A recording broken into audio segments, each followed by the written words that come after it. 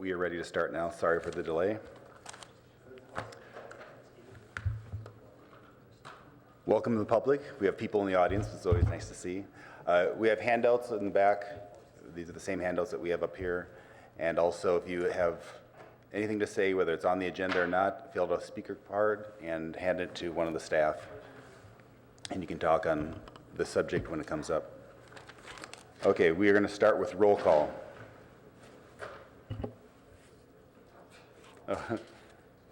Okay, Kristen's getting ready for the roll. Commissioner McCauley. Present.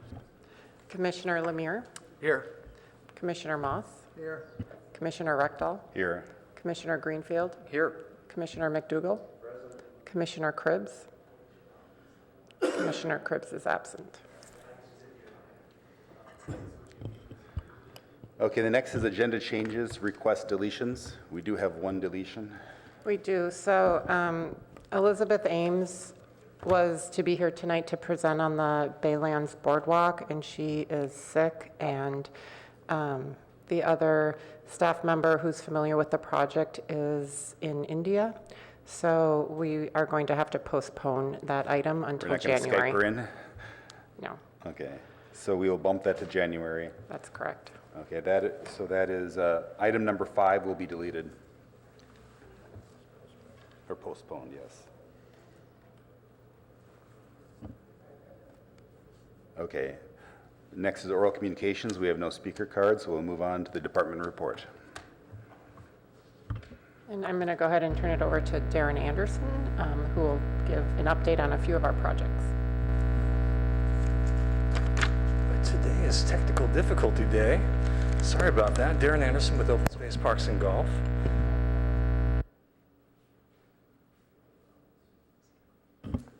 All right.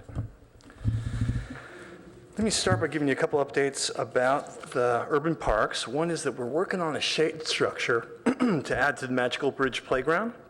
So we've been doing some design work with the group that originally funded and helped build the playground, and they were eager to help support. And so we're partnering on this process, and doing the design right now is finished, and we're ready to go out to bid. This is an initial or a replacement? This is a new shade structure for that existing playground. Okay, so we're not replacing a structure, we're just... Nope, this is just a new shade structure. New stuff, okay. Yeah, new stuff. And it'll be hopefully a theme that we could replicate in other parks where we're deficient on shade. Also wanted to give you an update on the golf course. The construction of the golf course is substantially complete. However, there still are a number of things remaining to be completed before we're able to open. So it's really getting it polished and ready for presentation as opposed to getting the grass installed and the elements there. So that's the part we're at right now. Some of those items include the course signage, having the course rated. We still have a little work to do on hole 13. That's the area that was last occupied by PG&E. Up until a few weeks ago, they were still on the course doing some of their line work. And as they pulled out, they allowed us the space to get back in and do the tees for hole 13 that hadn't been added. So we're still kind of fine-tuning that. While it's in right now, the sod is in, and it still needs prep work before it's game ready. The other thing I want to share is that we're in negotiations right now for a golf course management company that would assume the golf professional services, hopefully in February, in order to maximize our one-time opportunity to make a splash, to make a really grand opening that sets our reputation as one of the premier municipal courses in our area. We want to make sure everything's right, and that means not rushing these last couple months to get play on there before it's really ready and give ourselves a bad name. So that was a lot of the advice we heard from all the applicants we interviewed to be a management company for the golf course. But we're currently in negotiations with one. I can't go into details now, given that it's a negotiating phase. But the advice we've gotten from them, we've walked the course with them several times. They're giving us good feedback. And one of the key takeaways is just make sure you get it right. Make sure when they come in there, they've got the complete experience dialed in. And what that might look like, and these are still tentative dates, but what it might look like is in the month of March, we do these marketing outreach play just to stakeholders and writers for golf journals and articles like that. We bring them out, we show them the course, we let them play. And then in April, we open up to the public once we've gotten those reviews out there. We've polished through some of the challenges on the course that these people, as they play through it, will say, you know, what you really need is to fix these elements. So that's the tentative game plan. I hope to have more information soon, especially once we get to move forward with getting into contract with that new golf operator. And we won't know whether they remodel the restaurant and everything like that until after the RFP is settled? That's true, and in all our negotiations with the different firms, them taking on the onus of remodeling is probably unlikely in the first 5-year cycle of the golf course. There's no numbers yet to predicate what they can expect on how the course will perform, which makes it very difficult to get into a long-term lease. There's risk on both sides of preemptively getting into a lease that locks either company, either the city or a company in for 20 years, which they would need before making a capital investment like that. So somebody comes out a big winner or loser sometimes in those scenarios, was what we learned in this process. But what we'll do is put an opener into whatever contract we end up into to say, let's explore the lease option at some point during this contract in the 2 to 3, maybe 4-year mark, where we put the opener in the contract and we discuss long-term lease options for things just like you say, capital investment into the pro shop, perhaps the cafe. And this would start in April, this new contract, or does this? Potentially earlier. Okay. Potentially earlier. But we're thinking we could have the course open by that date. And Darren, may I ask, what's the length of the contract you're trying to negotiate now? Still to be determined. One of the common things we're looking at and kind of a starting point is a 5-year, and then with opportunities to renew based on mutual agreement. I also wanted to give you an update on the Baylands Comprehensive Conservation Plan. We're moving along. We've had our community meeting. This was December 5th. And this is not just the stakeholders. There's about 25 stakeholders. They're comprised of longtime Baylands users, some staff that have a long experience there, and other people that just love the Baylands. And this last meeting was open to the broader community, so we announced it on our social media and all throughout the preserve. And the focus of that last meeting was really to focus in on Bixby and ITT. While we're looking at everything in the Baylands, we really wanted to focus on those two. So we came forward with a couple of design ideas. It's hard to get into the nuances without showing you maps and photos and everything else. So what I'm going to promise to do is bring this back to the full commission for a full discussion on the Baylands plan, where you'll be able to get into the details and see everything we've been working on so far, as well as the feedback. But I just wanted to share just a brief update that we had this community meeting, got a lot of good feedback. A lot of it centered, as I mentioned, on those two key features of Bixby and the ITT area. In preparation for that public meeting on November 13th, I led a tour of the ITT property. We talked over some key concepts, really kind of 3 big ones is public access throughout that whole area of the ITT property, and as it connects to Bixby and that whole region and the new PED bridge that will come in just down the way on East Bay Shore Road, what would the trail system best look like there? What kind of connectivity do we want and not want?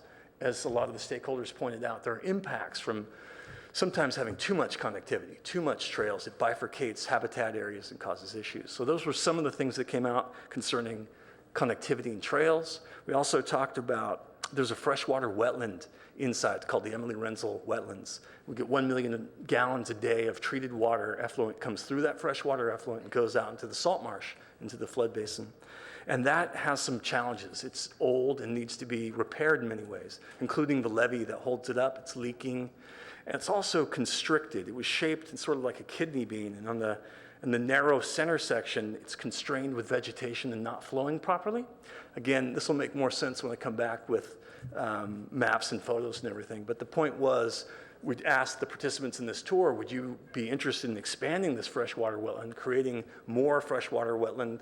And there's a cost, of course. You would lose some upland refugia area that's used for other things. And so we discussed that a little bit. And then the third big topic was what to do with the buildings out there. And there was somewhat of a consensus that the majority of the group, and again, this was resonated with the community meeting on the 5th, that they are not in favor of saving those buildings. They'd like them removed. They think the impacts of adding those buildings would be, you need to have parking. It's not necessarily an appropriate area to have parking out there in the middle of this wetland area. while others thought maybe the building could have use, perhaps move to a different area. There was even someone from the airport who said there might be interest to take elements of the building and remove it over to the airport to use for another facet. So lots of discussion to come on that. It'll certainly be something the commission's asked to weigh in on in depth. And then good news, we're on the agenda for the dog park improvement ordinance to go on council consent January 29th. So I'll give you an update once that one hopefully is approved. And that concludes my portion of the report.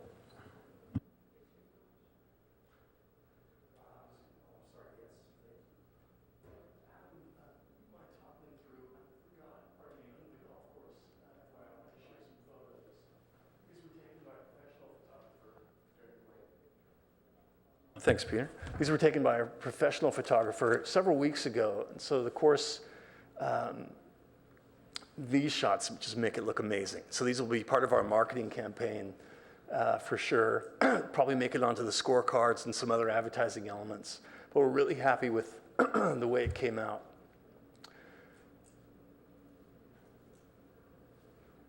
In this shot, you can see some of the native areas on the left.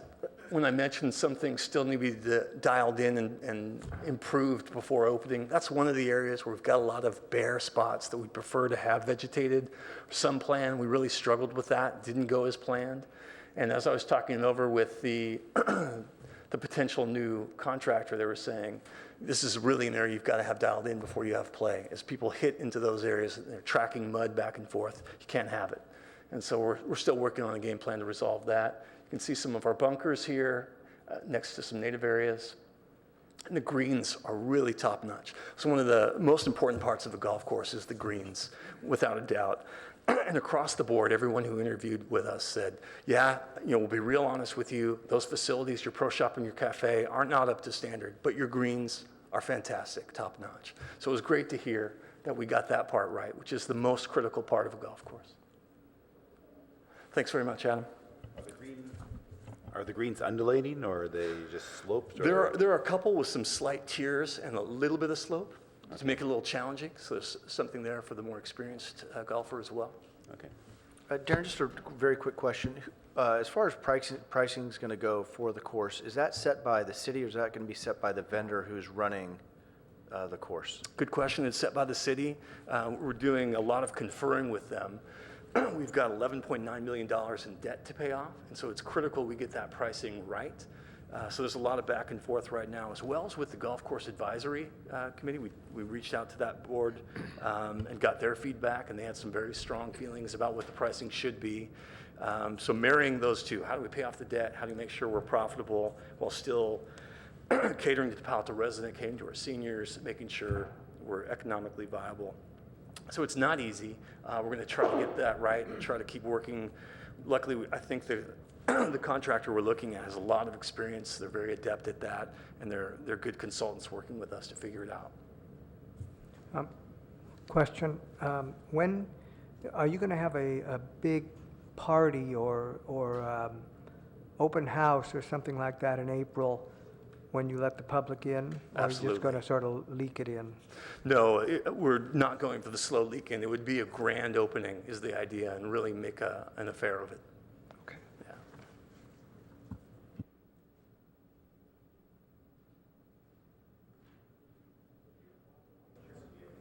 Do you have anything to add, or is that? That's it for our department report. Okay, thank you. So now we move on to business. The first one is approval of draft minutes. Does anyone have any corrections or comments or clarifications they want in the minutes? If not, do I have a motion? I move the minutes be adopted as provided. Okay. A second. We have a second. All in favor? Aye. Opposed? Okay, minutes are approved. Move on. The next item is amendment of dog rules. This is actually an action item, so we'll be voting on the items. And so if there are any deficiencies, we should correct them before the voting. Okay, Darren. Darren Anderson, Open Space Parks and Golf, thank you. We're here tonight to seek your recommendation to council to amend the city's Parks and Open Space Regulations R132 to update the city dog park rules.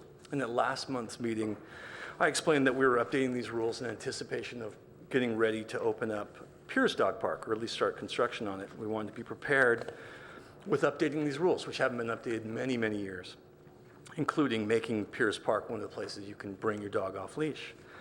We discussed some of the proposed changes to the rules at the last commission meeting, and the commission was generally supportive of it. There was a public comment concern that we might have been off base a little bit with our weight limit. Because again, that this dog park at Piers will have a large dog or open dog area and a small dog section. And there was a comment that maybe we're off base a little on that. Part of the ad hoc met with the superintendent of animal services and my staff. We talked through some of the rules again, just to make sure what he thought. And the superintendent shared some good information with me. The key was that Palo Alto actually has a very large population of toy dogs. They're in that less than 20-pound range. And he really thought it would be wise to lower the weight limit on that smaller dog section to 25 pounds or less. And we checked with both the ad hoc committee and the original stakeholders who helped us draft these proposed rule changes, and they all concurred that that made good sense. There was one other change. I think in the original draft rules I shared with you, there was a proposed rule about reporting dog bites to the animal services. And we discussed that a little bit with the superintendent. And there was some back and forth on whether that is beneficial or whether we make it a little bit broader by just listing the animal control number at the bottom of the rule sign so that if anything important comes up. Ultimately, we settled on making it the Palo Alto communications line. So it's a little bit broader. They can get directly to an animal control officer if they need to. Or if it ends up being a call for something else, which is often the case, they can go to the appropriate group. So I think we got that one right, especially with the assistance of the ad hoc and that superintendent of animal services. And once again, I did share that with our two stakeholders who've been really instrumental in helping, and they both bought into those changes. Anything from the ad hoc to share on that one? Commissioner McCauley? Okay. Thanks very much. And that concludes my presentation on the proposed changes. Okay, we have no public comment on this, so do you want to go through any comments? Just what I said. So thanks again, Darren, for making sure this gets tied out. And hopefully with the opening of the new dog park at Pierce Park, we'll have these new rules in place as well. And these rules, they have to be approved by council, or is it just us? They have to be approved by council. Okay, so if we wanted to change that weight limit a year from now, we would have to amend it and then send it back to council and council. That's correct. Okay. Yeah, which is not uncommon to make tweaks to the municipal code or definitely the park rules and regulations. Okay.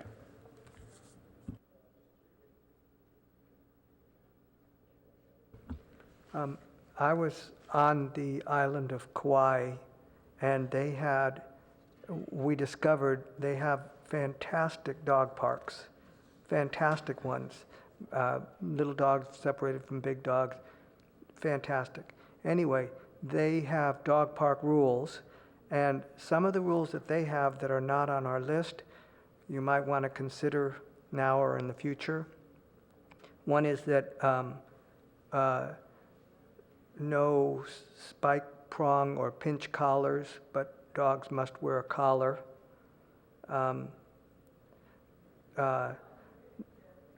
Puppies under 4 months, dogs in heat, and dogs with parasites, open wounds, or an ill health are not allowed.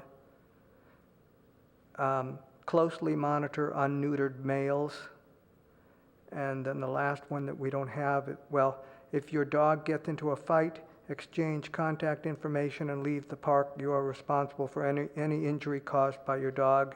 And the last one that we don't have is bring children at your own risk. Children under 10 must be accompanied by an adult. Do any of those resonate as ones that we would need? Yeah, good questions. We've got a few of those. We've got the children, and we've got one about aggressive dogs, which covers a lot of that. And when I did my first iteration, I had tried to pull as many as I can, kind of as a starter conversation. And there was definitely a feeling amongst the ad hoc and our stakeholders that might be a little overkill and that we didn't need quite so many and that a more pithy list might be beneficial. And so we've culled out ones like the old one had a requirement for muzzle on dogs. We thought aggressive dogs covers that and more in a simpler, better way. So a lot of those we culled out through the process. But that said, if the commission felt we should entertain considering tweaking it to include some of that, we certainly could, but our stakeholder group thought we got it right, and I originally had many of those and more on my first iteration. Yeah, just to affirm what Darren just said, he did, I think, have probably everything that you just mentioned. And the thought was to try and, as he said, streamline the list as much as possible. So the one that stood out to me that perhaps we didn't talk about before was the prong collars. I wonder whether it wouldn't make sense perhaps to add just to the sentence that provides dogs must be licensed, vaccinated, wearing a collar with ID and license tag. You could then just have no prong collars or something like that after that. The reason being that I think that some people who actually have their dogs in those prong collars don't realize that when dogs are playing with each other, another dog can be injured by one of those prong collars. But I think everything else we had discussed, and Darren, if we did have a discussion about the prong collar, then please remind me.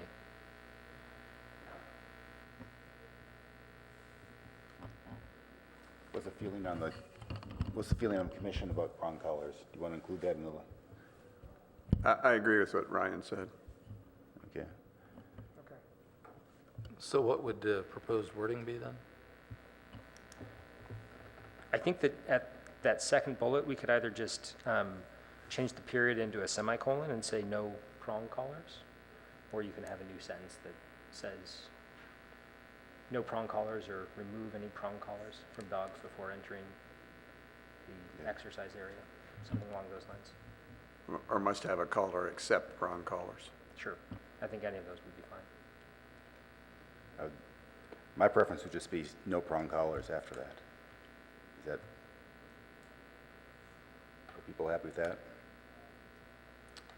Yeah, Okay. so let us know. Prong collars are not allowed? Okay. I'm happy with that. So as a additional sentence on the second bullet item, or as a separate bullet item? I would do it right where after the collar, just like he said, new sentence and say prong collars not allowed. Yeah, I guess I would perhaps say prong collars should be removed, because many times people, walk their dogs with those prong collars because it helps them to control the dog. And it kind of makes it clear that once you get into that exercise area, that's when you're supposed to make sure that your dog is free of that prong collar. So we're saying the dog must wear a collar with an ID and license tag, and so I think we need to maybe keep it together. If you're saying no prong collar, then, but you still have to have a collar on, that's what we're trying to convey. Yeah, that's a fair point too. I think that most everyone who uses one of those prong collars doesn't actually have the ID on the prong collar, but it's possible that someone could, so it's a fair point. So prong collar is not allowed in the dog park, or prong collar is not allowed? What do you need for clarification? Yeah, I think it's fine to say, or even more simply, just no prong collars, period. Are you happy with no prong collars?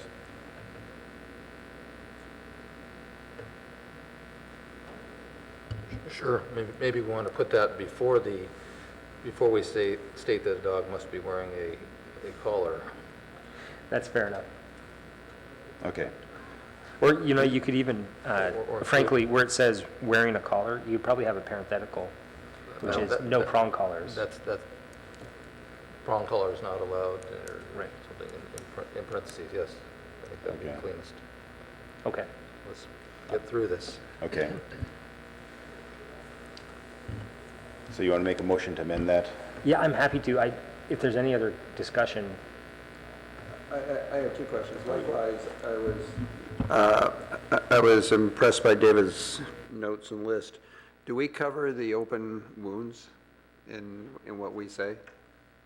I'm sorry, say that again, Doug? Do we cover the open wound issue? It says if you have, what David read out was, Commissioner Moss read out was, if the dog has an open wound, it shouldn't be there, right? And I don't know if we cover that, and I don't know how serious dog people consider that. Yeah, so we don't cover that presently. And again, Darren, please correct me if I get this incorrect or if my memory fades on me, but I think that the thought, and it was more particular to the conversation about dogs who are not, female dogs that are not spayed, but essentially that, most dog owners are pretty thoughtful and they're looking out for their own dogs, certainly. And so I think it would be a fairly rare circumstance that a dog with an open wound would actually be brought to a park, because they might be the most vulnerable animal in that setting. So the feedback from the stakeholders was that it didn't seem like a particularly significant issue that needed to be called out specifically. Is that right? That's correct. Yeah. I'm okay with that. I had the question, but not a strong opinion. My other comment is maybe seems silly, but somehow moving it from 25 to 35 pounds, and Darren made the point that we have an awful lot of toy dogs, and I don't know what toy dogs are, but it seems to me that they're less than 25 pounds, and 25 and 35 seems arbitrary number, and I don't know if this may not sound correct, but if you said 22 and a half or something, would cause people to think more about what really is the weight as opposed to, is this a big dog or a little dog? And I don't know I don't know how much it matters, but Darren's comment that there's a lot of toy dogs makes me concerned. What does the committee, what does the ad hoc think about that? Not to speak for And- Ann, but I kind of agree with you that it's somewhat arbitrary, right? But I think that what's really driving this is, would a dog that is 35 pounds interacting with a dog that's 5 pounds potentially cause more significant injury, or would there be a more significant risk of injury to the small dog, right? Whereas a dog that's 25 pounds and a dog that's 5 pounds, you're getting closer to the same weight, and just when dogs are rolling over or playing or whatever else, there's less significant risk of injury. So that's all that's really driving it. And then I think that you're right, 25 is a round number. Could it be 24? Sure. I was looking for a number that made people to think more about it than arbitrary. But if you think a 25-pound dog isn't going to kill a 5-pound dog, fine.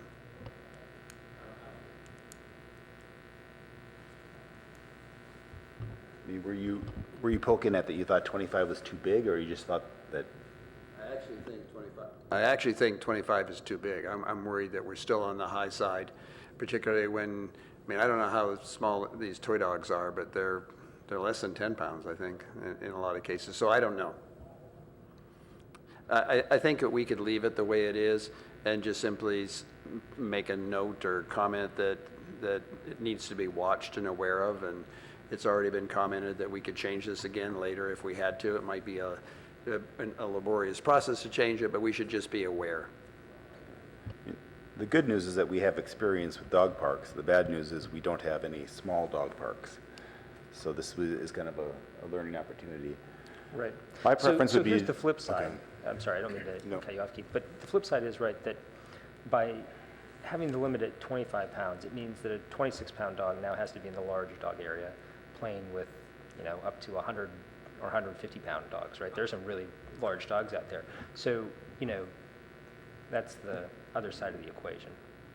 And actually, I think in the first instance, that's why we thought 35 might be the right limit, so that people in that 25 to 35-pound range had more flexibility. But Well, I think in practice, if there's a 30-pound dog that's kind of wimpy, they'll probably be putting it into the small dog park, and everyone will probably be happy. I think that's absolutely right. I think there's a practicality. We're not going to be out there with a scale. So my preference would be to let's go with 25 and see how it works. And if we get feedback that that's not working, we can adjust that. Okay, so we still have to make the motion for adding that parenthetical on the on the second bullet.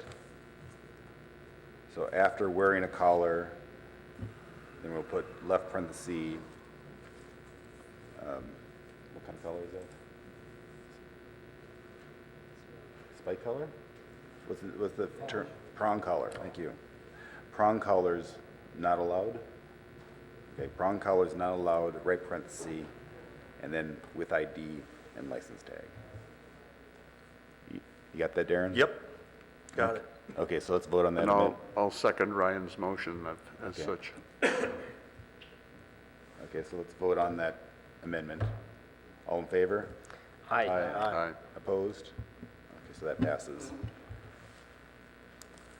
And I would invite Ryan to move that we, Yep, so I move the approval of this action item to amend Parks and Open Space Regulation R132 to update the city's dog park rules.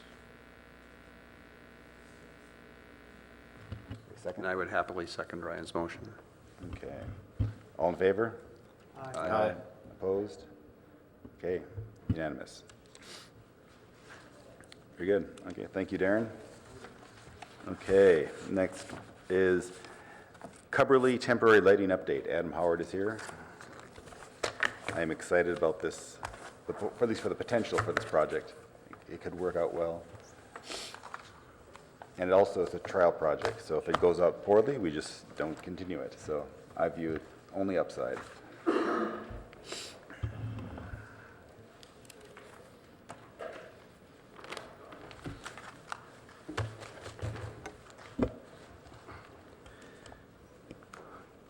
Good evening, Commission. Adam Howard, Community Services Manager with the City of Palo Alto. I'm joined here by Neil Aronson from the Palo Alto Soccer Club, who's going to go over a proposal that we have on the table to put temporary lights on the Cubberley turf field. Excuse me, I'm coming down with something, so I'll struggle through this a little bit.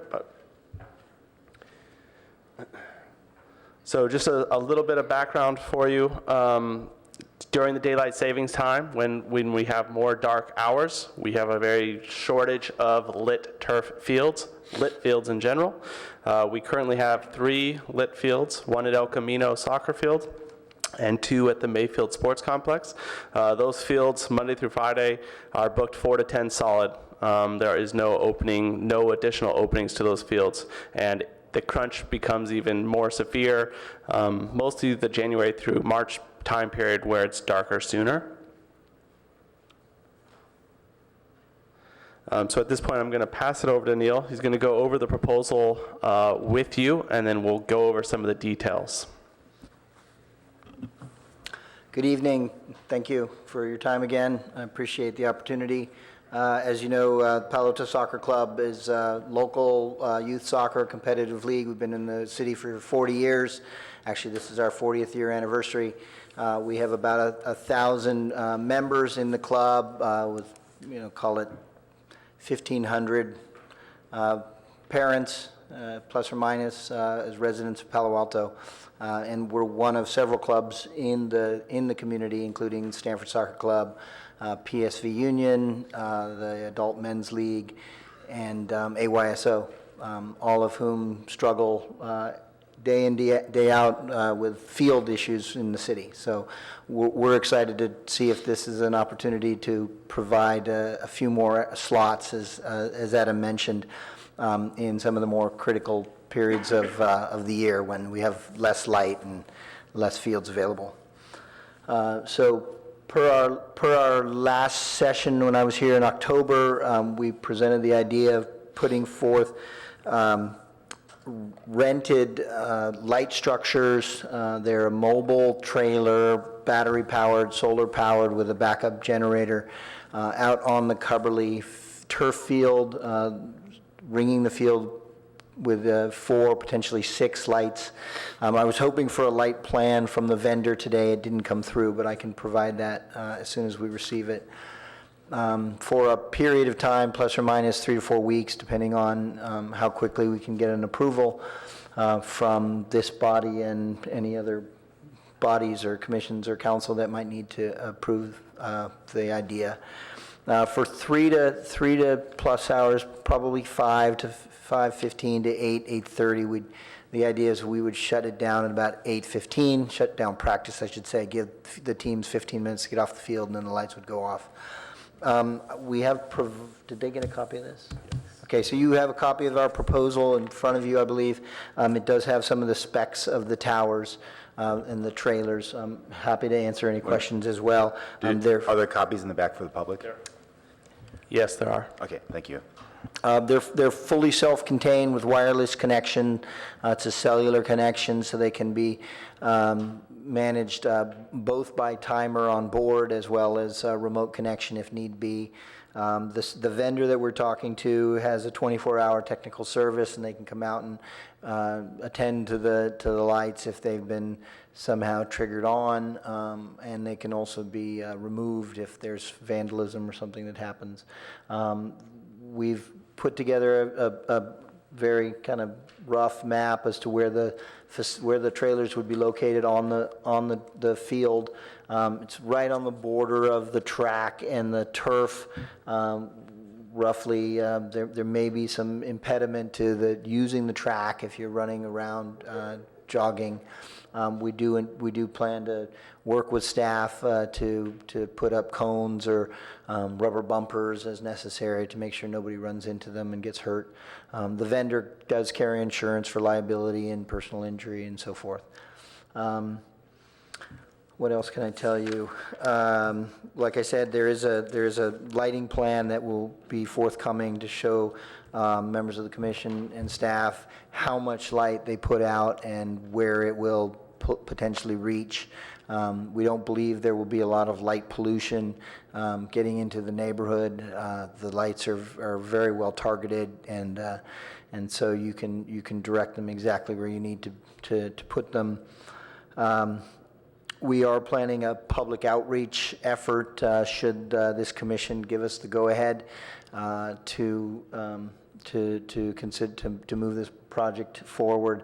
What you see up there is a rough outline, and this was just my work here. We're open to additional input on how extensive we should conduct an outreach. But this is a quick outline of the homes immediately adjacent to Cubberly on, I believe that's the south side and then the west side. And so we would outreach with door-to-door visits to each one of those homes, share with them our idea. Interestingly enough, a number of the homes are actually households that have kids in our club. So we've already spoken to a few of them, and everybody seems to be fairly supportive, understanding that we would, of course, have the lights off by 8:30. So it's not an all-night party by any means. The other idea is that we would we would instruct all of our teams to drop off and pick up in the parking lot of Cubberly, so that there is no additional traffic on Nelson or Fern. We know that's a big concern of many of the residents, that it becomes kind of a parking lot at times. So we would instruct our players and parents to use the parking lot instead. And then, what else can I think that's about all. Yeah, Stephanie, can you go back to the safety, one entitled safety, please?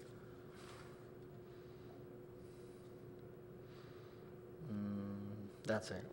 So just I think some important aspects of this plan that I want to make sure that we talk about a little bit, and that's that these units are safe. They have locked control boxes, so there won't be an issue of somebody coming on the field and and trying to turn on the lights at midnight or something of that. And if they can be controlled wirelessly, which I think is super important. And he talked a little bit about it, but there's a 24-hour service provided with these, so if there was something that happened, we could get somebody to come out quickly, and then again, the company and the Palo Alto Soccer Club would take on the liability of these lights being out on the fields. And then again, just touching on the fact that we'd be requesting all pickup drop-offs to take place at the Cubberly parking lot. And then another, just I think, Neil, if you could talk about this a little bit, is the fact that these are solar and the information we've gotten is that they probably will never pick on the generator, but if you could just, That's right. So as we've been, in our conversations with the vendor, we've learned that with as little as 5 hours of direct sunlight, and that's a bright sunny day, they can power the lights for 24 hours. We're talking about 3 hours. So we don't expect that the generator will kick in at all during the entire trial period, which of course eliminates all noise and any emissions from the diesel generator. So we expect them to be nice and quiet and clean the entire time. I have a question for Adam or maybe for Darren. Do you want to go to the map slide? Slide with the map on it. We have a standard when we have a park improvement that is it a half mile or quarter mile from the park we notify people? What is it? What is that standard? I believe it's 600 feet. 600 feet. and for the city's perspective, when we have a public meeting, it will also be the Green Meadows Association. So we'll probably cast a little bit larger net, but Yeah, I mean, if you I want to err on making it too big because sometimes people feel like they're impacted and they haven't been asked and they've. yeah, when the city does their public meeting, it will be a larger net than just within those red lines. And this is just what we suggested might be a door-to-door canvassing. If the city requests us to expand this, we're open to doing that. We have a lot of potential volunteers that we could ask to walk the streets.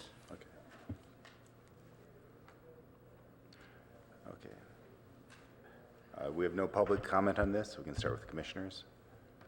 David, do you want to start? I'm one of the near neighbors. I think I am 2 houses away from the red line. So we use the track every day, and so I want to make sure that, I didn't realize that you were lighting the oval. I thought you were lighting the rest of the field over on the other side of the big lawn. So this is the first time I heard that it was going to be the oval. So the main question I have 3. One is that when you put the lights and they extend onto the track, people run the track. So I think those cones, you might want something more substantial, like a little fence or something like that, that all the way around, that is going to be a foot in or however far the footprint is, and not this little, this little thing around it. I think it should be a solid line around the track. If you have to put cones, I would put cones all the way around, and not this little thing around the units itself. So that's my first suggestion. Second is that the lights on the south side are, there's a lot of trees. In fact, there's trees on 3 sides. And I'm very happy to hear that the 5 hours of sunlight will power it for 20 hours and we only have to power it for 3 hours. It'll be interesting to see if you even get enough, if you get no direct sunlight for those ones on the south side, will it still power for 3 hours? So if they could do a test, if your vendor could do a test ahead of time and see if you never get direct sunlight for those 2 or 3 on the south side, will you still be able to use those lights? And then the third thing is that if the lights, I was driving by Palo Alto High School and I saw the lights on for the football field. They're much bigger, much brighter, and they definitely do not go, they point straight down onto the field. And of course we want to see the lighting plan to make sure that the lights go straight down onto the field and not into the backyards of those houses. So we're looking forward to seeing that lighting plan next time, or at least for the public meeting. And then I'm hoping that we never have to use the generators. And I don't know what 68 decibels sound like at 35 feet. But of course, if we never have to use the generators, that would be great. So I don't know how you can, you're going to get that question in the public meeting. And then I think the last thing is, thank you very much for addressing the drop-off and pickup so that people are not making a zoo out there on Nelson in the dark, because it is a real problem. That's all I had.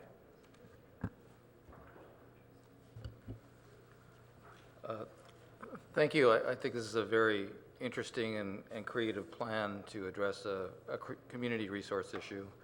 I think you've been very thorough, as thorough as you can be in the preliminary presentation and trying to address the potential community needs. In the proposal that you gave to us, you listed specific dates that you're looking to run a trial, and given some of the uncertainty, and I understand ideally you'd like to run the trial for the month of February, so basically 4 weeks in February, but given constraints and approvals required, there's uncertainties, so I'd suggest changing, not listing specific dates that you want to run the trial for, but saying three weeks, or I'd go big and say 4 weeks starting sometime in February, and then you have a little bit more leeway there. I agree that focusing on drop-off and pickup in the Coverly parking lot is important. I have heard some comments from the neighborhood about how you would actually enforce that, and so you may need to consider having someone monitoring that, because it would be easy for some people to cheat on it, so to speak, and that would risk the ire of the neighborhood who you're trying to cooperate with. Otherwise, I think that it's a great plan to put out to the neighborhood. I think we need to be very thorough and proactive in reaching out to the Green Meadow community, and perhaps doing the community meeting in their community center on their turf, so to speak, and look forward to seeing if there's a way that we can make all parties happy here. Thank you.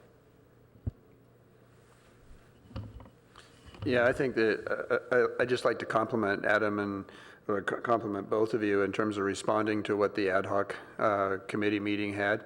The new document, it addresses several of the comments we made.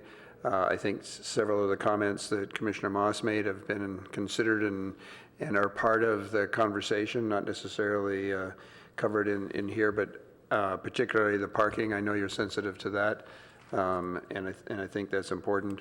I think whatever sport we're talking about, the lack of lit fields or lit courts or whatever it may be in a community that seems to be incredibly active or is incredibly active, anything we can do to address that, and this is a trial and it's a worthy trial, so thank you for your efforts.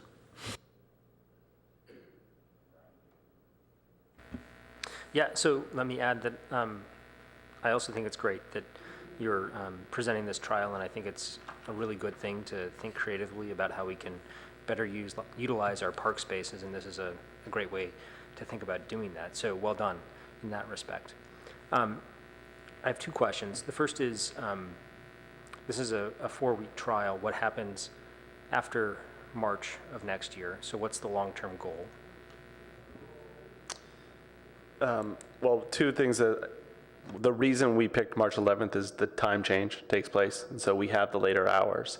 As we've discussed this, we really do kind of see this as the long-term goal is maybe allowing this short window to take place every year.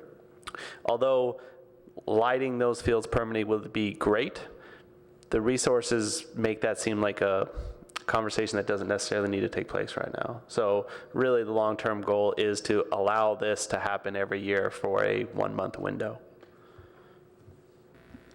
And what about other field users? Are they going to be presenting the same sorts of, and not necessarily just the Coverly Field, but are they going to be presenting similar proposals for other areas? So the only reason I think that staff is, or the ad hoc is willing to look at this specific proposal is because it's turf, and really only turf fields could handle the increased play of lights. So a proposal to light grass is just not something that we would consider because the grass couldn't handle it. Yep. Okay. In terms of this specific proposal, at least some of the committee feels that because they're putting in all the footwork, financing all the lights, propose the idea that we will let them use this time specifically for Palo Alto Soccer Club. And if it's something that works, in the future time that we promote, we'll broker it as if it were any other field spot. Okay. And really what is driving my question is that we're kind of setting a precedent potentially, right? And so I want to kind of fully understand what that precedent means. So then the second question I had is more kind of a technical one, which is if you had more lighting units, would it actually allow you to lower the height of each of the light booms so that you had shorter towers? And have you kind of considered that? I think it looks as though you've come to the conclusion that 4 towers is the right number for this particular field, but I'm kind of interested to know whether or not there are options in order to get these lights as low as possible.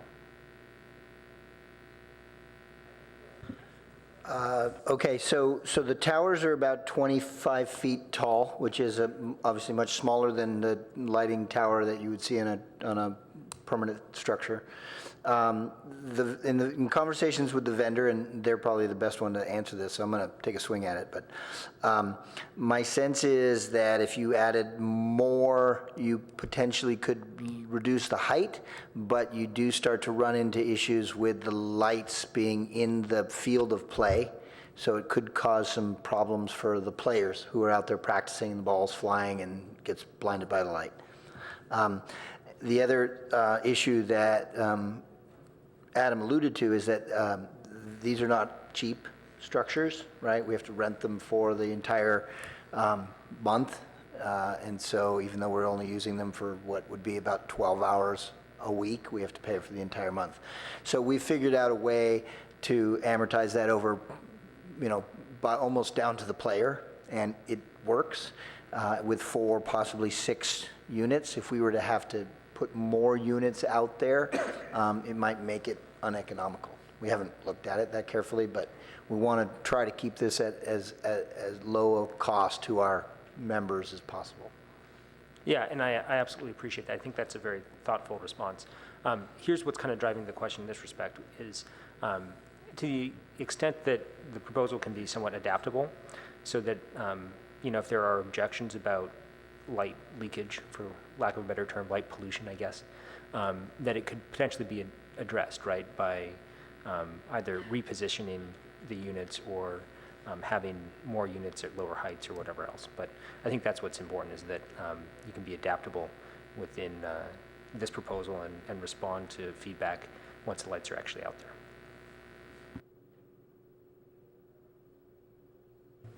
Yeah,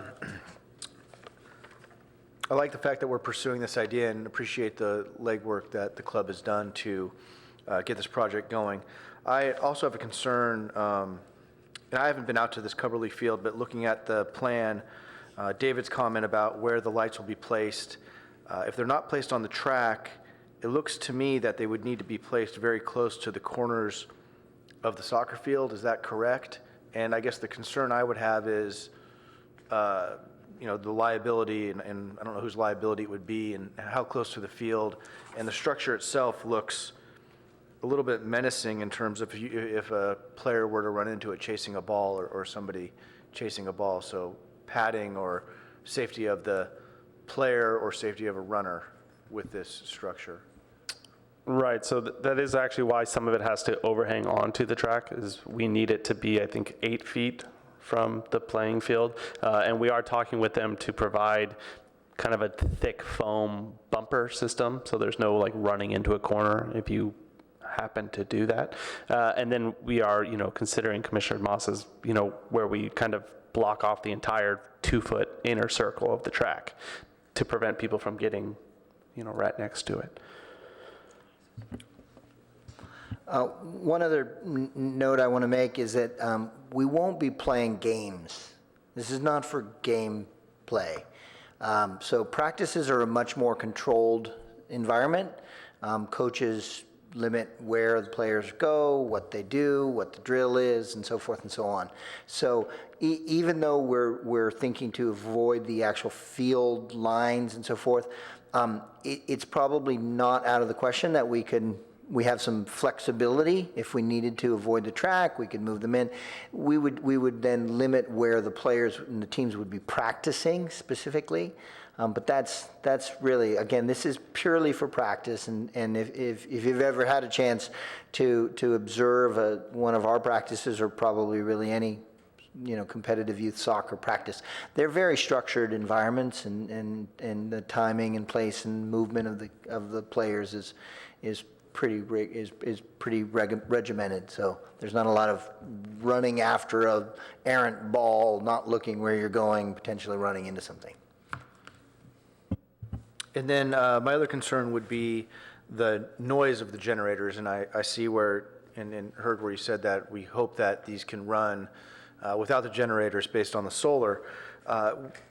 Will we have someone who is, since we're doing a pilot project, are we having someone who is gathering data, or is there someone who's accountable for some of these actions that we've talked about? I don't know if it was, maybe Commissioner Greenfield brought up the pickup, for example, and how are we monitoring and how are we going to gather feedback based on this? So if a generator does start up, are we going to note that, a generator ran for 10 or 15 minutes and that's going to impose this hardship, or that's going to be annoying to these people? So I guess if we're going to do this pilot project, to be able to gather information, and if someone from the club or someone is from our staff, I don't know, responsible for this.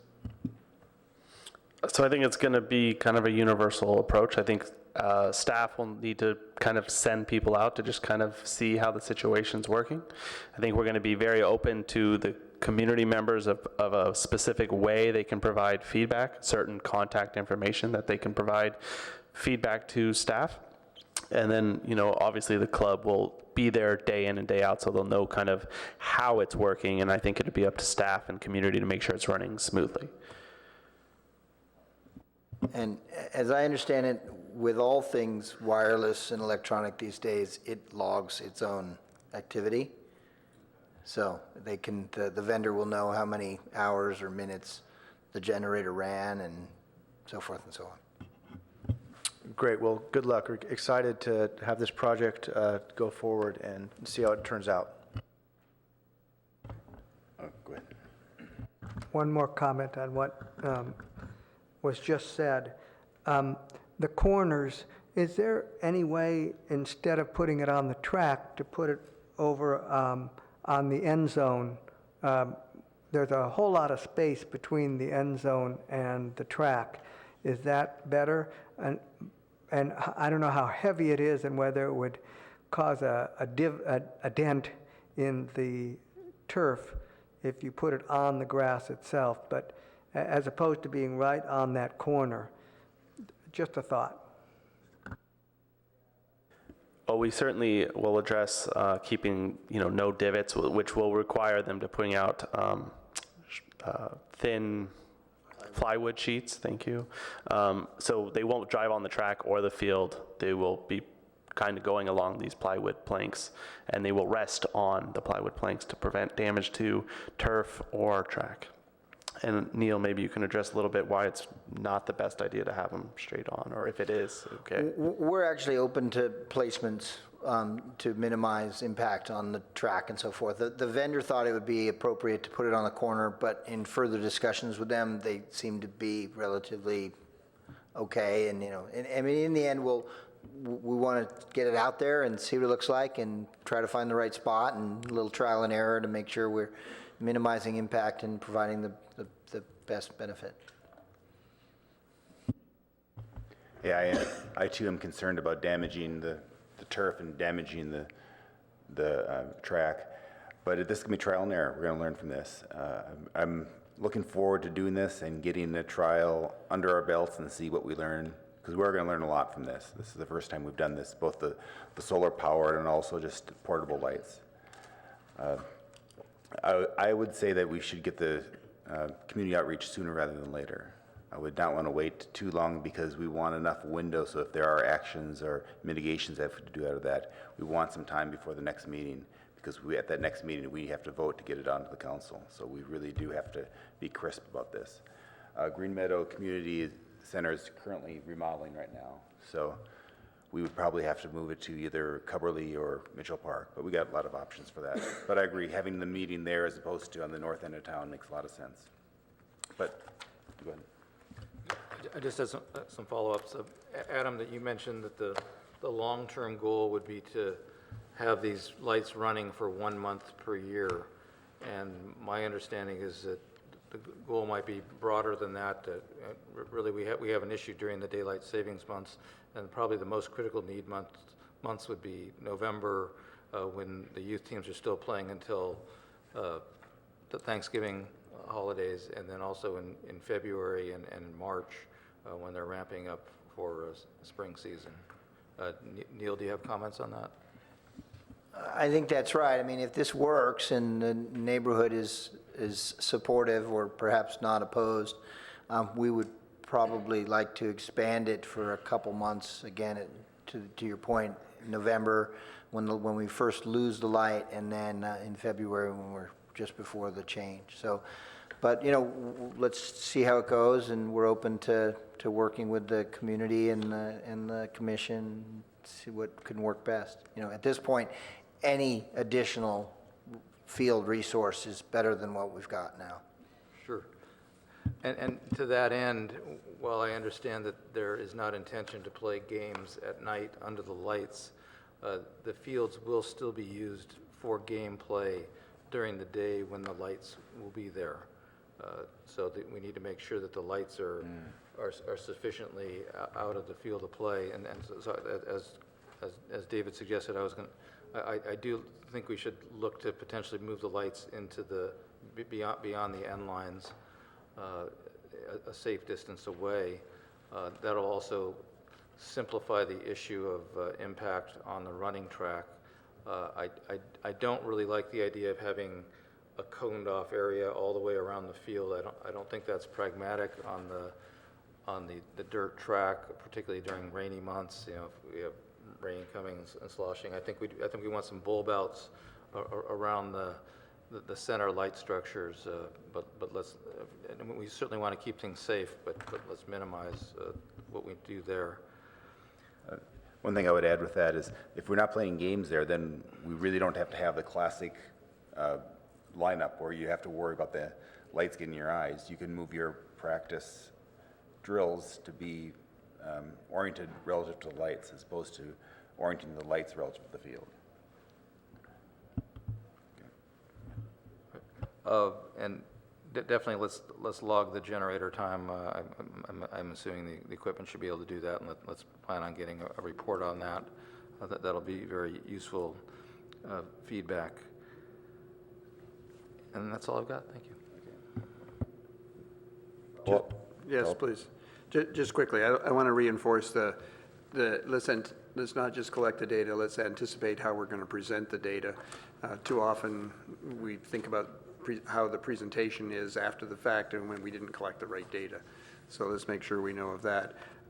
Relative to the comment about coning off the hole around the track, the ad hoc did spend a lot of time with Adam and Neil and Darren, and it was an initial proposal to cone it off all the way around. I do think that in the end, bulb outs, properly structured bulb outs, not just cones, was the conclusion that the ad hoc had, but I think that they're willing to consider that. I think the whole idea of putting down plywood, as Darren suggested, to make sure that we're not damaging the field is really important. Sooner rather than later is important. And as we do the sooner, I think Jeff's suggestion, let's make sure that we're being honest about the ambitions, so we're not saying, oh, it would just be 1 month a year. I think we should be admitting that maybe we need to look at the full opportunity. And I want to reinforce, we've continued to say, thank you, Neil, for the effort you're putting into this. I think we should also make sure that it's clear, thank you for the offer and the plan to actually pay for this. It's, you know, you're not asking the city to do this. Your organization is offering to not just do the work, but fund it. So thank you for that. And one more thing I'll throw out. This may be a benefit to the night joggers who may enjoy running around the track that's lit up. We might actually get some mileage out of that, so to speak. No, I can see that. From a security standpoint, it's going to be a lot nicer running around a lit track than a dark track. So, okay, thank you. We should get community outreach as soon as we can so we can be crisp on the date and move on. Okay, thank you. Next up is pickleball, and that is all. Adam Howard.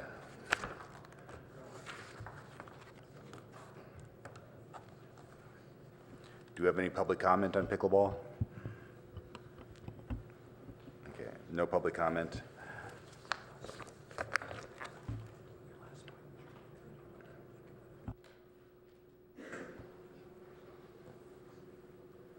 So Adam Howard, Community Services Manager with the City of Palo Alto. We're here to give an update on the proposed project at Mitchell Park Tennis Courts. And this proposal is to possibly looking at restriping tennis courts at Mitchell to designate to pickleball. The reason we are looking into this is we've recognized pickleball as a growing sport. We've definitely seen an increase of demand in Palo Alto specifically. Currently, pickleball is using Mitchell Courts 5, 6, and 7 on a first-come, first-served basis because it's been available. Pickleball's partnered with the City of Palo Alto to offer some weekday classes through our Enjoy catalog. And so the city is interested in helping continue that growth and providing some space for them.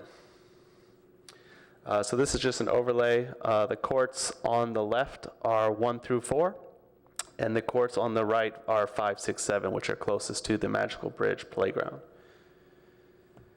This is an overlay of what we are considering to be an additional tennis court built just outside of courts 1 through 4. Stephanie, can you go back one more? So it would just be to the right, currently where the handball walls are placed right now. We would be considering placing an additional tennis court there. And that would replace the handball courts. Right. And so at that, on this image on the left side of this tennis court, we would replace another wall. So there would be space for handball play as well. Not as much, but there would be an additional space on the outside of that court where people could continue to play handball. Where on the outside? Can you? So the left side, on the left side of this court, right, that area will be cleared and flattened, and there would be a playing surface along the outside fence line. Oh, so you actually would have a court there, a handball court. Right. Utilizing the tennis court fence. It would just be a wall, not a handball court. Right, just a wall. Oh. I'm sorry, Okay. yeah. Yes, okay. I was going to say that gets heavily used. People hit tennis balls against that all the time. So I would want to make sure that we have a wall somewhere in the park that they can use. This is an overlay of courts 5, 6, and 7 with currently pictured 12 pickleball courts that could fit into that space. Since I've passed the staff report, we've actually had the opportunity to meet with stakeholder groups. The pickleball stakeholders basically really enjoy the fact that we're considering designated space. They really appreciate the availability to give input and would like to be a further part of the details of that design, and a willingness to fund some additional items that they think would make the space perfect for pickleball. The drawback for this proposal is that there are currently 2 light poles situated on the tennis courts that we cannot remove with the current funding available. So they're kind of in an odd location, so unfortunately we can't take them off. Well, we could take them out, but we couldn't replace them, so there'd be light issues. Met with the tennis ad hoc committee. Not as thrilled with the idea. The good news is that I really appreciate both of these groups enjoy that the other group is passionate about their sport. There's no we don't like tennis, we don't like pickleball going on in this community, which I think is really great. They both respect each other. Tennis groups obviously like that the current courts are kind of flexible, that can be used for both. There are tennis courts that are painted with pickleball court lines, so they do enjoy that. Some of the cons they came up with was just the parking issues at Mitchell Park with the increased play that pickleball does bring and can bring. They have big concerns over losing lit tennis courts. The additional tennis courts that we are planning will be plumbed for lights, but would not be lit with the current funding that's available. But ultimately, they see it as 2 lost lit tennis courts, which is concerning for them. And then they brought up the concern of the handball players. Staff hasn't seen a ton of handball play, but they feel like there is, so they've given me some times that they recommend us checking it out, so I will kind of commit to doing that. And they're just overall concerned with a drop in space for tennis and, hurting what they consider to be a strong tennis community here in Palo Alto. So just some next steps that we're considering, gaining further insight in the use of Mitchell Parks 5, 6, and 7. I think they really wanted to make sure that we understood the just drop-in rate, which we don't have permit numbers for that, but they really think it's important that we understand how many people are just using it on a first come, first serve when pickleball's not there. We feel that it's going to be important to meet with that stakeholders group again to just see if we can address some of their concerns. And then beyond that, we would really get into the larger, just general public meetings where we could invite everyone, park users, handball users, all the tennis community, all the pickleball community, anyone that's interested to come and provide further feedback. And at that point, we would bring a more concrete plan back to Parks and Rec. I think that's it. Yeah, so that's the kind of the feedback that we have and where we are in the plan now. And we thought it'd be appropriate to come back and give an update.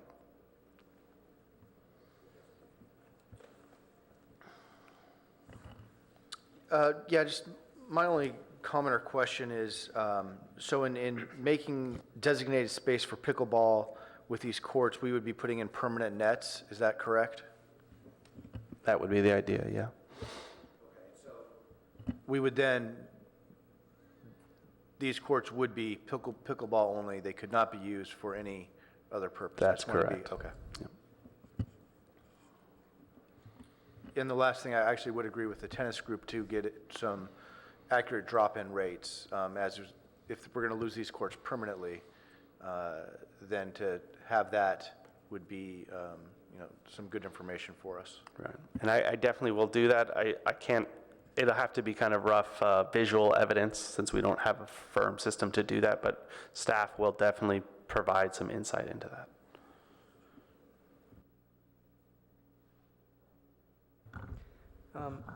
The only one suggestion is that if they want to do a video camera or something for a couple of months to actually see who's using the field, you can get a temporary one put up there and actually see who's using those courts. I am a little concerned about the permanence of the nets and never ever being able to go back to tennis. But I get the feeling that the tennis players should be sympathetic to as people get older, tennis players get older, a lot of them become pickleball players. So it's for their benefit as well. My only other question is parking. I know that the church behind there has quite a large parking lot. And if there were some way that we could make a deal with them or with the the Abilities United to get more parking. I hate to admit it, but the parking lot at Mitchell is very, very full, and it made a huge increase with Magical Playground and the new Mitchell Park Library and the community center. So the parking has really ballooned. So if you can find more parking, that would be great.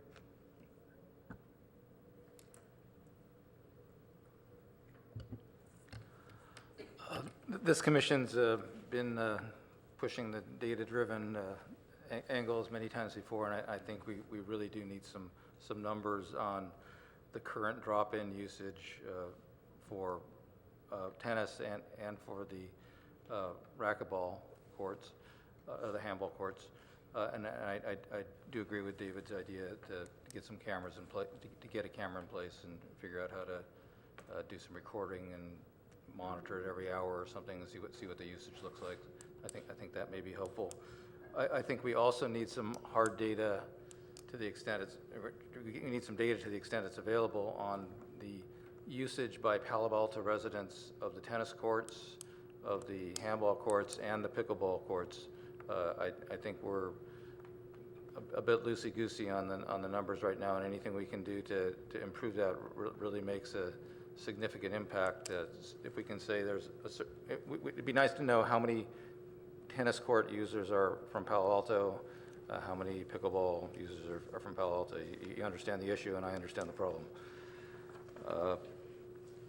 On parking, I'm really struggling with the concept that we should limit a community resource due to parking constraints. I appreciate parking as an issue. I think it's short-sighted to be overtly concerned about the parking right now. We've had a similar discussion regarding Rinconada recently, and there's all kinds of new development going on there. And the overall plan is not to increase the parking, to allow the neighborhood to absorb it to the extent it's necessary, and also to hopefully move the city towards alternate transportation means as time goes on. And I know that might not seem like it'll make such a big dent today, but that's the direction we need to be moving. And I think adding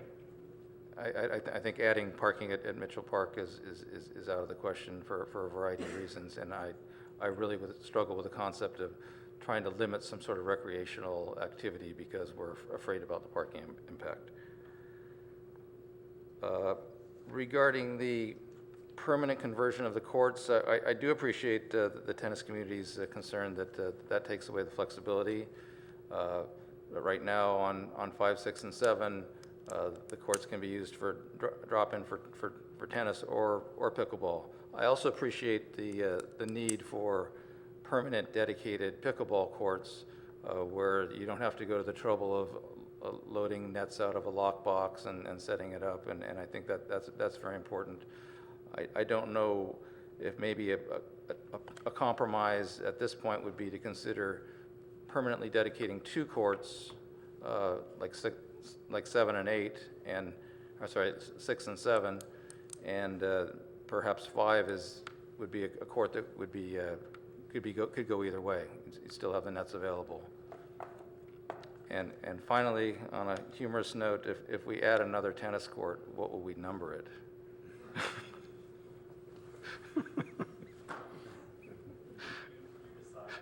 You can't put 8 in the middle there. Thank you. So the first thing I want to do is thank Adam. The ad hoc has been to meetings with Adam, and then we've been to meetings with the racquetball people, and we've been to meetings with the tennis people. Adam has done a marvelous job of allowing the passion of these groups to be expressed, at the same time making sure that we were having a useful and honest discussion and managing the time. So I'm very complimentary of what Adam has done.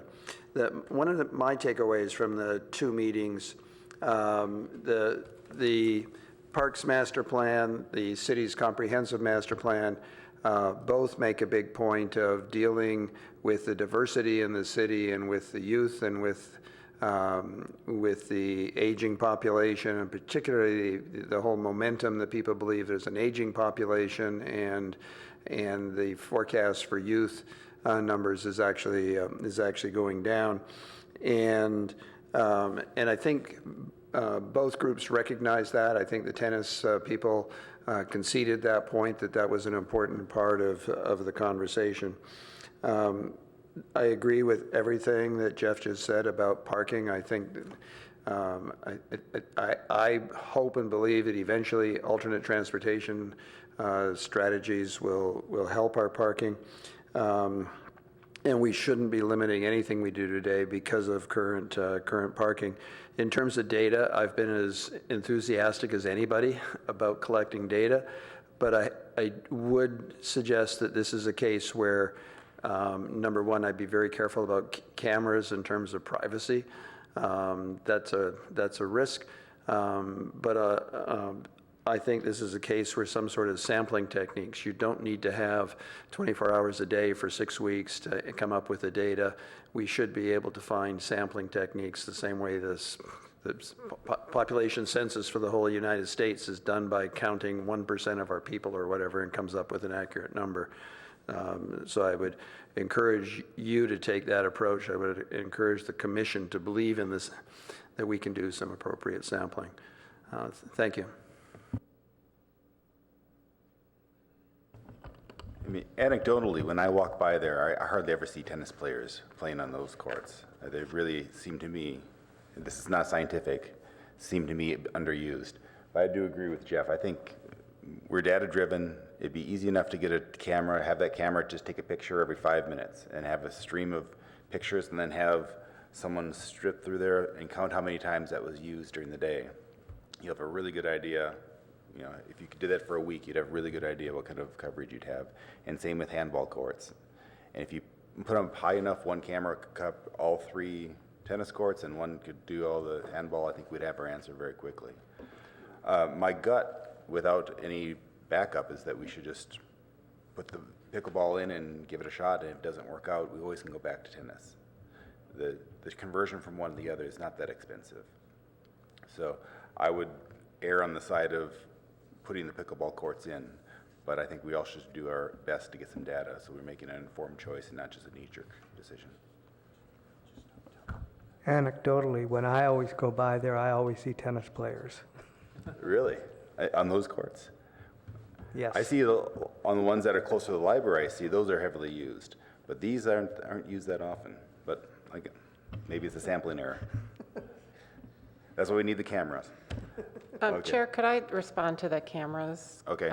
Comment is we'd have to run that through our city attorney's office because there's definitely privacy issues. I mean, we can't print any photos that have a child in them unless we get written consent from a parent. So we'd have to run that through the attorney's office before we did something like that. I mean, if you could have them defocused enough that all we need to know is are there blobs on there or not. It doesn't have to be a fine, high-resolution camera. It should be very low resolution. I think we should listen to staff advice. I think is a very high risk. Well, we can talk to the attorney and get their opinion on it. I think from a practical standpoint, if you had a fuzzy picture, I don't see any danger, but I'm not a lawyer. So, yes, we should check with them. But Jeff's point is that we make all these decisions driven by data, and we have no data at all on how much our tennis courts are used. It's all anecdotal, and that's just not a good decision-making process. We could do just a little bit of research on the best way to get data on, a situation like this that's representative of the number of users that might be there in a day. So we can do a little bit of research on that and find the best way. Okay. I was just going to throw out, if we did get clearance to do some sort of video surveillance, I suppose, bad way to put it. Sampling once an hour, once a half hour would be plenty. I mean, you want to limit your samples because you're going to have to check the samples. And we're going to need to put someone there to take the sample. So, we have to think about staff. time and when they can be there every so we'd have to be careful with not careful, but think through how we're going to even take a sampling. I would think you'd have a camera mounted that automatically would take a picture every X minutes. And Right. At the end of the day, you come take the card out and put it on your computer, and even if you did every 5 minutes, you're talking it's only 12 pictures an hour. You could go through a full day very quickly. Yeah, I mean, the camera's a different situation. They were talking specifically about staff doing it, but, right, and I'm sure we will have some legal questions we need to ask before we even know if it's a possibility for camera. Yeah. The other option is just to have a sign-up sheet. You do have one now, I think. Not for reservations, but just who's using the court.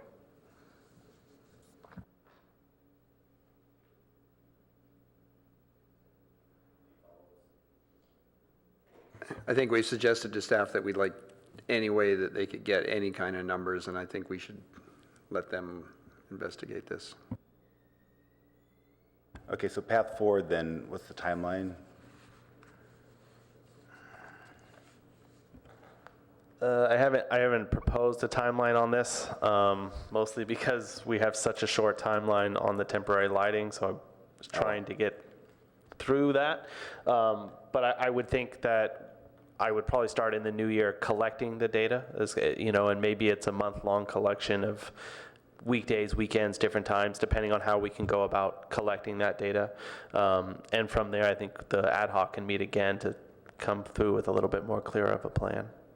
So, I know we're excited to do it with the funding that we have in this fiscal year. So that's somewhat of a determinant of how quickly we're trying to do it. How much money do we have for this? I think the project. Is it CIP, or how do we have the money? So Darren can help answer that, because this is some money that was set aside for these particular courts. Yeah, Darren Anderson, Open Space Parks and Golf. We have an existing CIP we use for resurfacing tennis courts and basketball courts throughout the city. It's ongoing and funded each year. The funding we have now is allocated for Mitchell Park, and so it was to do these. We've got adequate funding to do the conversion for the pickleball and that potentially do that new tennis court as well. Okay, thank you.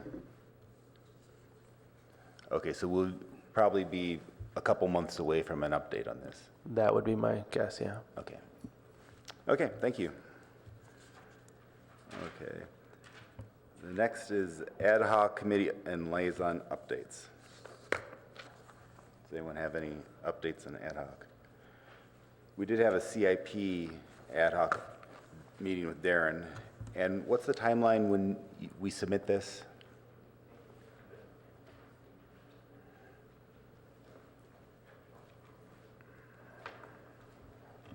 The CIPs are being submitted now, so we're getting information into our OMB, our Office of Management and Budget, for review. But there'll be several iterations of review at different levels, and likely what we anticipate is that we've put something forward, a certain package of programs very similar to what we had in the existing 5-year budget. Very little was added in the way of new programs, just some shuffling around really with a very minor change here and there. And so what happens is we put that forward, and then we get feedback once OMB has looked at all the city's capital budgets. And usually there's some horse trading and tweaks that have to be done. So we'll see. I think that's the next stage. Is I anticipate getting some information back from OMB probably in the next month or two, and then consulting with the ad hoc again to say, gosh, here's what we're hearing. Which way do you want to go? Okay, thank you.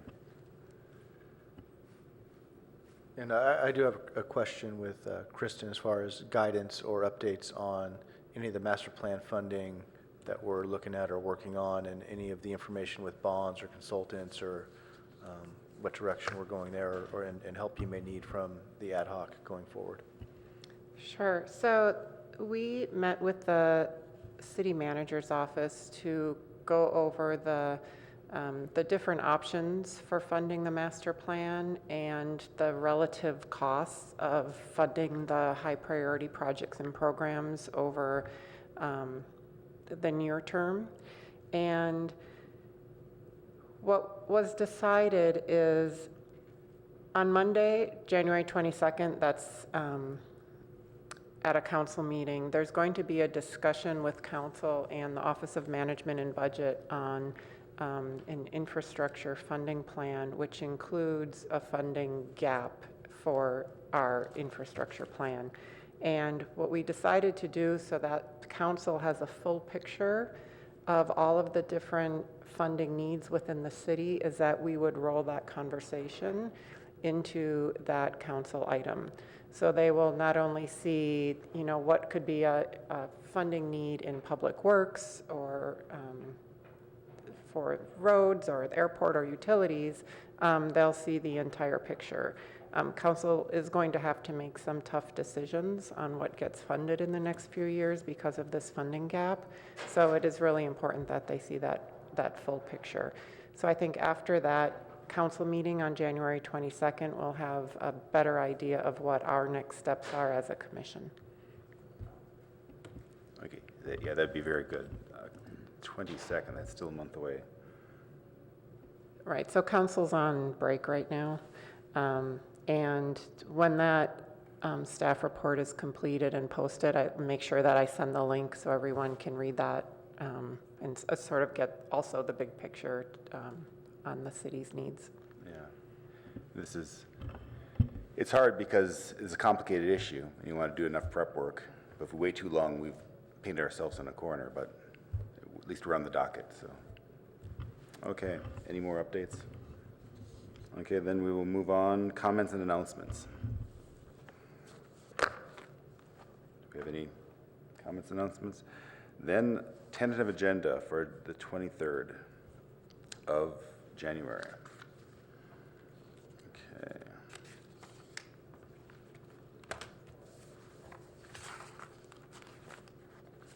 So we will have the Baylands Boardwalk update will be coming. This is just well, you saw the staff report, but it's just a follow-up from the last time that Public Works was here.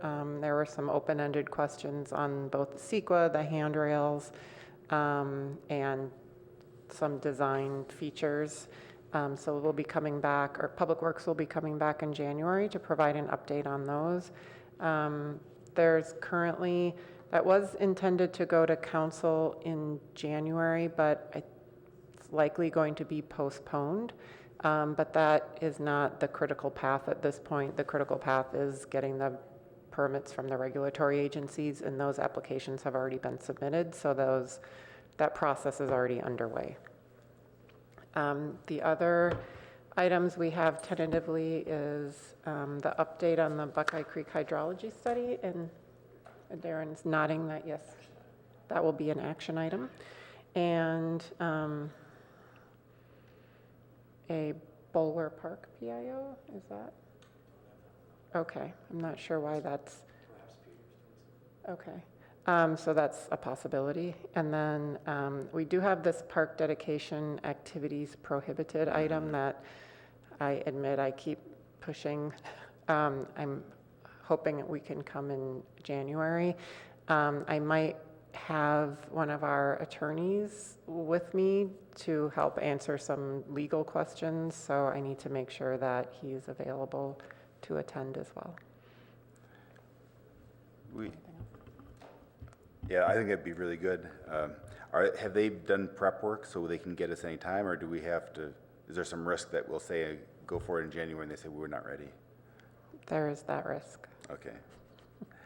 Another. Kristen, on that subject, I can tell you that I was accosted in the post office today by a council member on that subject. About what you can do in dedicated parkland? Well, especially with the golf course. I mean, And the issue of undedicated parks as well. That list that was apparently given to the commission a year ago or whatever. Well, we can't really decide on whether we want to dedicate this undedicated parkland until we really understand what that means. Right. How does it tie our hands and how doesn't it tie our hands? Yep. Darren, can you give us a comment about the whole, what was South Palo Alto at Coverly when we had the Coverly field rented out? Oh, the Palantir. The Palantir. I was told Palantir could not rent out the golf course. Is that correct? Because that was dedicated parkland? I believe the request was they wanted to use the parking lot. Okay. And we've had that request before, and yes, that was the rationale, that it was dedicated parkland, including the parking lot, and that's part of the reason. Although I think Kristen might have some comments on that too, that we're exploring other opportunities that might allow for that kind of thing. That's correct. So the reason they were attracted to Cubberley is because it wasn't dedicated parkland, and that's why the activity could occur there. So like Darren said, there was also the issue last summer of the San Francisco Mime Troupe, where they were not allowed to come to Mitchell Park, which was also dedicated parkland. That was a different situation in that it wasn't commercial, but it was soliciting donations, which is not allowed in the code. So I'm in the process of speaking with our attorney's office and working with them to see how we might make some changes to that code to allow very specific activities to occur on dedicated parkland. I don't want to get into a discussion really here tonight because it's not an agenda item, and we can talk about it more in January. Okay. Yeah, but with the golf course, that's a prime location if you have some big event that someone wants to put a big tent up for 2 days, or there are no immediate neighbors, or at least residential neighbors, and so it'd be nice to be able to have that as an opportunity to take the pressure off other places that are dedicated. Another thing was public art. We'd talked about having a dog park at Bowden Park, and that public art was in the way. And there was some discussion about moving public art and what kind of constraints, if there's public art there. Putting a fence around it. Yeah, could we put a fence around it? Could we move it? What kind of restrictions do we have associated with public art? I'm not sure who answers that. When we started looking at Bowden, for example, I met with the manager of public art. We talked about those two pieces, that particular site, and what options there were. There's some flexibility, but there are VERA rights, meaning there are rights to artists on where their art is, and some of those go on in perpetuity. And so we've dealt with that in a few other parks, Bixby being one of which, where these rights were, when that was put in place, they last forever. Ostensibly, and I believe that's the case for those two pieces there. There's still some flexibility though, and I think that particular manager of that program was willing to work with us, but there were still things where she said, well, no, you can't put a fence around it, that wouldn't work, and you can only move it in certain areas, and we're really not intended to. For example, you might remember the one piece, there's a series of boxes that are welded together, and the other one's the baby car running thing. That baby car element is very much tied to the transportation theme across the street from the park, where you've got the train tracks and all that. So it was intended to be connected to there, and moving it would alter the intention of the art. So there were some of those things. I still think it's possible. It's just going to be a negotiation. And the other What about making a higher pillar so you could have it in the dog park and the Possibly, yeah, possibly. I had ideas of doing landscaping around it. I was willing to do just about anything I could because it was such a great spot for a dog park. The moving one art piece was so expensive that it shot my budget at the time. I think I had $50,000 from a different funding source to throw at it, and it wasn't enough. So I couldn't build the park and move that art piece. So now we've got a dedicated funding source that's larger. We could look at it again and see if there's a way around it. So once we get piers in the ground and construction going, the dog park ad hoc meets and we start talking about where we do the next one. If we choose to not restore existing ones, but rather look at new ones, Bowden's a great place to look at. There are a couple others as well. And that's where we dig deep into what will it take to move that art to make it work. Okay, that'd be a good time to have that conversation then. Yeah. Okay. Just following up on that, for the dog parks, budget-wise, we would be 2 years out for the next dog park?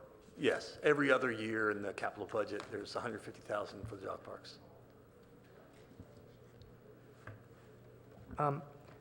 When do you think we would have another discussion about the Baylands Comprehensive Plan? I think now is probably the right time, so maybe the February meeting, something like that. I just need to get together with the consultant, make sure it's on their calendar and fits in with their budget plan and when we plan to give updates. But it seems to me a very appropriate time to come and give an update. Okay. And then, when do you think we could have another look at the AT&T property and the Fry's property and the Bullware? I heard that Bullware was coming up for renewal this year, 2018? No, I don't. I have to look at the capital program. I'm sorry, I don't have it in front of me right now. Because I certainly wouldn't want you to spend a lot of money on Bullware until this issue has been resolved. Yeah, Bullware is just so out of date. it needs renovation almost independent of anything else, but I understand what you're saying. If we were to add something, you'd want it to be complementary, but there are a number of elements in that need rejuvenation. Yes. But I do think it's definitely not funded in FY18, which is our current fiscal year. Okay. So that's for sure. But I'll have to get back to you on the precise date. Let's talk about this next meeting then. Okay. Is there any update on when something might be happening at Coverly in terms of grander plans? So our RFP closed yesterday. We are in the process of looking at, our contracts department is looking to make sure that the proposals met all the qualifications requirements. And so then we'll start looking at those proposals and see what we have. We only received 2, which surprised me actually because at our pre-proposal meetings, we had a meeting and a phone call. We had quite a few consultants come and listen to the project, so I was surprised that there were only 2. So we'll have to decide after we look at those if we want to pursue reviewing those proposals or if we want to go back out and try and get some more. Thank you. David? You went pretty quickly past the Baylands boardwalk because we're going to move that to next time. I was one of the ones that talked about the rail on the top, and I now understand that the rail on the top does work pretty well for people who are using it for support. I have to go to Alviso Marina, and I haven't had a chance to do it, and I encourage anybody, send somebody on the staff to actually play with it at the Alviso Marina because it works better than I thought. Rumor has it that it works better than I thought. So I don't want you to spend a lot of brain cycles on it if it really works. You know, you talked about an extra rail, handrail. So if somebody could go out there and look at it or something, that would be great. Yeah, my understanding is that there's a rail under the roller, so you can still use it as a rail, but I have not seen it in person. I'd be glad to go look. I'm very interested in that. Okay. I Kristen? just wanted to add, the calendar idea of future agenda topics was not intended to be like a month to month, but more of a big picture of the year. So if at any time you're interested in hearing about anything, community gardens or one of our other programs that we do, just if you bring that to our attention, we can find a place in, the whole calendar of where that might fit in, and then we can see the big picture and see where we might have months that are too heavy or too light. So I'd like to just encourage that, that feedback, and we can do that a little bit more on our retreat, which we'll need to schedule in the coming year as well. So we should keep that in mind. Some time back, we talked about potentially getting a presentation from the Urban Forestry Department. I wondered if we can consider that. Sure, we can speak with them and find a time. Also, is it too early to be talking about our retreat now, to potentially, or work on getting something scheduled earlier in the new year than we did last year? I don't think it's too early to start. We could put some dates together and send out a poll to everyone and start getting some dates on the calendar. I think that's a great idea. It'd be nice to reserve the date ahead of time. Yeah. So, A quick question for you on the topic of the urban forestry presentation. Anything in particular? I think just some general information about what the Urban Forestry Department does and its synergies with Parks and Rec, and how we can be supportive, and what information would be useful to them. I don't have nothing specific, starting with a general overview and see what comes from that. Very good. I think a tie-in to the that process of draining the basements of new houses, that urban forest would be impacted by that. Also, if you go to the Cubberley field, you'll see that several of the